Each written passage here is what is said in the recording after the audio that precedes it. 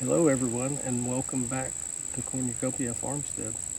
Today you are not going to see not one chainsaw, nowhere in the background, nowhere in the foreground, nowhere on this image at all will you see a chainsaw. But you will see a chainsaw chain, which is the whole reason why we're here. This is for somebody that maybe wants to save a little extra money or maybe make a little extra money. This is a good way to do it, and at the same time, it keeps you from making a lot of chip trips or maybe making a purchase through the internet or wherever. Um, if you if you have several saws, or maybe you have one saw that you use frequently, and you go through a lot of sharpening, a lot of chains or whatever, and you're just having to purchase a lot of chains, or maybe you ruin two or three chains on one cutting trip, and you just need a chain. Um, this is a way that you can save some money making your own chains, or make some money by selling some chains that you make to somebody else. So if you've got a dedicated setup like this is right here, then it makes it pretty easy just to go to it, and you can lay everything out and get your chain made in as little as 5 minutes, maybe less than that. It doesn't take much time. Overall, the cost to get into it can be anywhere from $100 for all the tools to as high as $400, $500, $600 for all the tools. Now that doesn't include your chain, but we'll get into that here shortly. But let's get started, and I'll show you what we've got laid out here and show you how to use it and show you how to make a chain. Okay, so what we're looking at here is a chainsaw spinner, and basically this spinner works in this fashion right here. And whenever you put your chain in it, you're actually affixing the rivet to your chain. You will basically be working this like this, and that will flare out the rivet to actually peen the end of it. So this is one of the tools that you use. It's very important. This is a can of oil that you would also use to help lubricate your riveting end on the tool. And so if we come down here, so what we have here is a standard roll of 100-foot chain, and this is not how they come. They do come in something similar to how this is on this piece of wood. They come wrapped up in a cardboard box with basically a piece of cardboard in the middle of them, and eventually that cardboard falls apart because you can tell it's saturated in machining oil from when these things are assembled. And this is what I do to work with them rather than work with the cardboard box. I take them out and I will reel them onto my own little reel here, and I've got it mounted on a nail where I can rotate it. And that's basically what we're going to start with. Your primary component is your roll of chain. And so now what we're looking at here, this is your punch tool, and what you'll do here, you'll use this to break your links. And it's pretty simple. It comes with an anvil that you use, and it's separated for the different sizes of chain. You can use just about every size of chainsaw chain that's commercially available with this little block right here. This is an anvil, and it will come with basically your chain breaker, which is what this tool is called.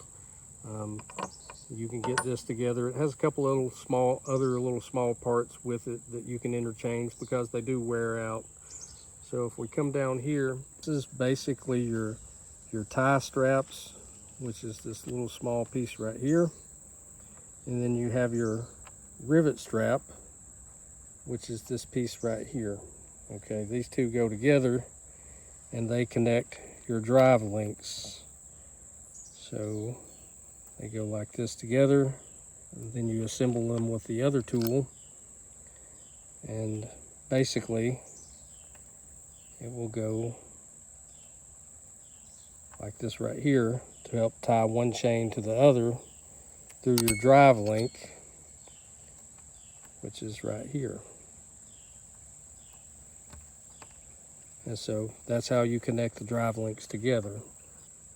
You use the other tool to affix those two pieces together. So another tool that you need is your magic marker, or as this company calls it, a Sharpie. I grew up and it was called a magic marker. So you'll use this thing to mark your drive links as you count them. That way you can tell which ones you've counted and where you need to separate the chain at. So what you're looking at here, this is what I have for my standard drive length dimensions. And I've got them out in 3 categories because this is the 3 different size chains I use. I've got 404, and these are the links right here. And then it tells me how many drive links for each one of the length of chain here. And that's 404. If we go over here, this is my 063 3/8 chain. And again, these are my links, and these are my drive links for each one of these chains. And then we go over here, these are my links again, and this again, this is 3/8 chain, but this is 058 chain, and these are my links. So coming over here, so what we have here is just a simple nail that goes through the drive length, and it starts at 1. And then all you're doing is you're cutting your chain based on the number of drive links. And so every 10th drive link, I have a mark that indicates what number we're at: 20, 30, 40, and so on. I've got it all the way down to 110 drive links. And from there, if I need to add more links, all I do is move my nail to an appropriate number on the chain, and then I mark it, and then I make my simple cut. And that's a simple way to figure out very quickly what drive length you are at to determine where you need to cut your chain. So now I want to talk about why this is cost effective for me. I go through a lot of chains here, but I also go through a lot of chains at work. I also sell chains to anybody that's affiliated with me, can purchase a chain with me. And it's very inexpensive for me to build a chain. It's very fast for me to get a chain. You know, I can damage, let's say I damage 10 chains. If you buy a 100-foot roll of chain, you know, that's depending on the length of chain you're trying to build. You know, you could have, let's say for every 25 feet for a 20-inch bar and 3/8 058, a 25-foot roll will make 5 chains out of a 25-foot roll. And that would normally cost, if let's say you had a steel chain, I looked at when we were making this video, was $35 for a 20-inch steel chain. The Oregon chain was $21, an 810 chain was $20, and Neotech has a 24-inch chain. It was $26, and all of that was on Amazon. But if you take a roll of Archer 25-foot 3/8 058 chain, you would get 5.7 chains out of that 25-foot roll. And the average cost of those chains would be, including shipping, would be $15.11 if you made the chain. So that's the difference in the cost, and that's the reason why we make our own chains. Especially if you've got 36, 42-inch chains, and you're using a lot of those, it can be very expensive if you're buying a chain online or even going to a shop near your home or whatever. It can be very expensive. It's time consuming also. It's healthy to do things with your hands. It's healthy to do things with your mind. So in a way, this is a good life lesson for you to do and learn, and maybe pass on to somebody else too. So let's talk about the cost of a roll of chain. So if you get the smallest roll of chain, I believe you can get is 25 feet, okay? And 25 feet, depending on the size chain, this one we're talking about 3/8 063. And so a 25-foot roll of that type of chain from Archer is $86. And in that roll, you have 410 drive links. So a 300-foot roll of the same size chain, you have 1,640 drive links. So to give you an idea, back on the numbers, with a 20-inch bar that requires 70 to 72 drive links. And so just divide the 410 by 70 or 72, you get around 15.6, something like that. So you would get 15.6 chains, and then you could figure your cost in from there. So that roll of 25-foot chain is $86. A 300-foot from the same company, I'm sorry, a 100-foot from the same company is $300. And Archer, I've used Archer, and we use Neotech, and we've got another brand that we use too, but there's others like Oregon and Stihl. I don't think Husqvarna has roll chain. Companies like 810, I think Neotech is going to come out with their roll chain also. But that kind of gives you an idea of the different lengths of chain you can get and the average cost. You know, for us, a 100-foot roll is what we need to buy, just because we've got so many different lengths and so many different types of chains we use. And so for us, a 100-foot is what we're going to buy every time. And a 100-foot roll varies from as little as $250 to as high as $600-700 for a 100-foot roll. So, you know, that's where you're at. And if you can, whatever chain you like or you want to use or like to use, stick with that, and it may be available in a larger roll. But anyway, let's get to how to do this, and then you'll see how simple it is and maybe wonder why you haven't done this already. Let's make a chain. So what I want to make is a 25-inch chain, and it's going to be the 3/8 058 chain, which is this one right here. And you may not know, but I can tell that that's an 8 and that's a 4, just because that's an 8 and that kind of looks like that. And that's a 3 and that doesn't look like a 3. And that, anyway, just trust me, that's an 8 and a 4. So I need to have 84 drive links. Got 80 right here. Then I'm going to go 1, 2, 3, and 4. So what I need to do is take this link out right here. As you can tell, that one's coming out. This will stay on the roll. This will be my new loop. Here, what we're going to do is we're going to punch this link out. I'm going to take the 3/8 partition of my anvil, which is right here, and I'm going to place the link in the anvil like so. You can see I've got the chain underneath the punch, and all you're going to do is get it centered up on the rivet. And once you're centered there, you're just going to give it a real quick press. And then I'm going to move to the second one. Give it a real quick press. Go back to the first one, since I didn't punch all the way through it.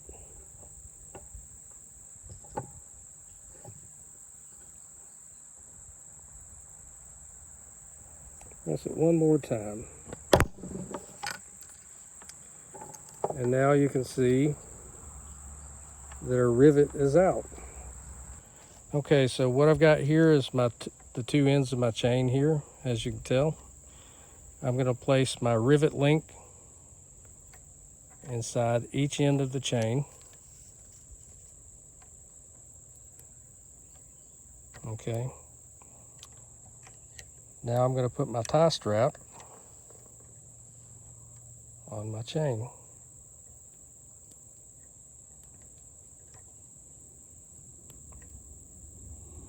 And the actual chain itself has a larger diameter, and so you'll see that it has to be placed fully with this link right here, which is your rivet link, all the way in those holes. And it's a little cumbersome, but as you can tell, I'm holding it together right now. Then I'm going to put it in our spinner tool. Now I have to adjust the tool. And so we get it lined up. As you can see with these wing nuts, you can loosen or tighten this, and that will adjust this little wheel to help you raise the link to actually put the rivet in the correct position.